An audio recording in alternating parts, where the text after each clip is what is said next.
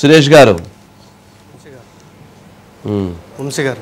మొత్తానికి ఏంటండి మరి ఆయన రాజ్ కచ్ రెడ్డి ఏమని వేశారు ఏసీబీ కోర్టులో పిటిషను నాకు సంబంధం లేదంటారా? అయితే రాజ్ కచ్ రెడ్డి గారు అంటే యాక్చువల్గా ఏంటంటే ఇది ఏదైతే యూవీ డిస్టిలరీస్ ఉందో యూవీ డిస్టిలరీస్ తీగల విజయేందర్ రెడ్డి, తీగల ఉపేందర్ రెడ్డి వాళ్ళకి సంబంధించింది. తర్వాత రాజు టీం టేక్ ఓవర్ చేసింది ఒక అశోక్ పాత్ర అని చేసి అతని ద్వారా చేశారు. 224 కోట్లు ఇచ్చారు, 30 కోట్ల ముడుపులు ఇచ్చారు అందులో. అయితే ఈ మనకి ఏవైతే రాజ్ కచ్ రెడ్డి ఉన్నారు, రాజ్ కచ్ రెడ్డి భార్య దివ్యారెడ్డి గారు ఆర్ఏట్ హాస్పిటల్స్ లో డైరెక్టర్ గా ఉన్నారు. అక్కడ కూడా ఈ తీగల బ్రదర్స్ అక్కడ డైరెక్టర్స్ గా ఉన్నారు. సో ఆ లింక్ తోటి అక్కడ ఎస్టాబ్లిష్ అయింది ఇది లిక్కర్ అమౌంట్ అని. తర్వాత సిట్ ఒక మెమో దాఖలు చేసింది. ఇప్పుడు ఏసీబీ కోర్టులో ఒక మెమో దాఖలు చేసింది. ఏదైతే ఇప్పుడు 11 కోట్ల రూపాయలు మేము ఇక్కడ స్వాధీనం చేసుకున్నామో ఆ 11 కోట్లు కూడా ఇది మన లిక్కర్ ముడుపులకు సంబంధించింది మాత్రమే అని చెప్పి అక్కడ సిట్కు కూడా ఒక అంటే దాఖలు చేసింది. ఓకే, ఇది చెప్పాము. ఇక నెక్స్ట్ ఏంటి ఎన్సిఎల్టీ కేసులో సర్టిఫికేట్లు సరస్వతి పవర్కి సంబంధించిన సర్టిఫికేట్లు పోయినాయి, అవి పోవటం వల్లనే ఇప్పుడు అన్యాయం జరిగిందని, చివరికి ఈ కేసు మొత్తంలో మా అమ్మ మోసం చేసిందని ఒకరంటే కాదు ఆ ఇంట్లో పోయినాయి అని చెప్పని, లేదు మా చెల్లి చీట్ చేసిందని, ఇట్లా ఏదో మొత్తానికి వాళ్ళు వేసిన పిటిషన్లో ఎన్సిఎల్టీ కోర్టు దాన్ని అలౌ చేయటం విషయంలో ఏదో మొత్తానికి ఏదో కాంట్రవర్సీ నడుస్తుంది. ఏంటది?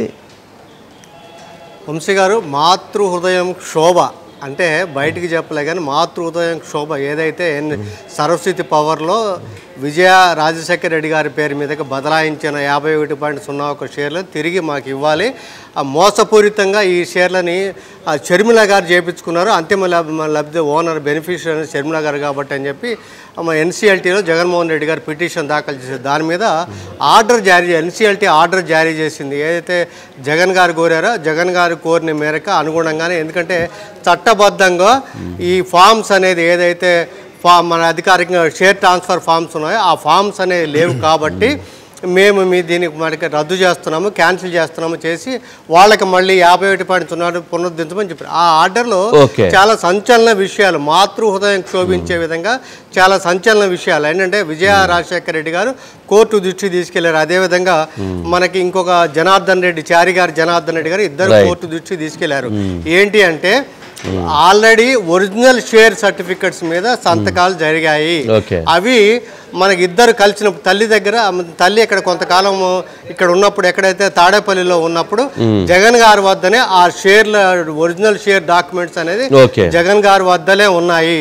తర్వాత మేము షేర్ ట్రాన్స్ఫర్ అప్పుడు వీళ్ళిద్దరు కూడా జగన్ గారికి ఒక లేఖ రాశారు, మీకు ఆ ఒరిజినల్ షేర్ సర్టిఫికెట్లు మాకు ఇవ్వమని చెప్పి అడిగితే దాన్ని జగన్ గారు స్పందించలేదు. అవి మిస్ప్లేస్ అయ్యాయి అని చెప్పని మాత్రమే చెప్పగలిగింది. ఎందుకంటే కొడుకు ఈ రకంగా దాన్ని దాచాడని చెప్పకుండా మిస్ప్లేస్ అయ్యాయి అని చెప్పి ఆ కోర్టులో చెప్పారు. అదే విషయం కోర్టు ఆర్డర్లో ఎన్సీఎల్టీ ఆర్డర్లో చెప్పి ఒకవేళ మిస్ప్లేస్ అయి ఉంటే ఆ రోజే మీరు డూప్లికేట్ అడుగుంటే పోయేది కదా అని చెప్పి వ్యాఖ్యానించారు. అంటే జగన్మోహన్ రెడ్డి గారి ఇంట్లో దొంగలు పడ్డారా?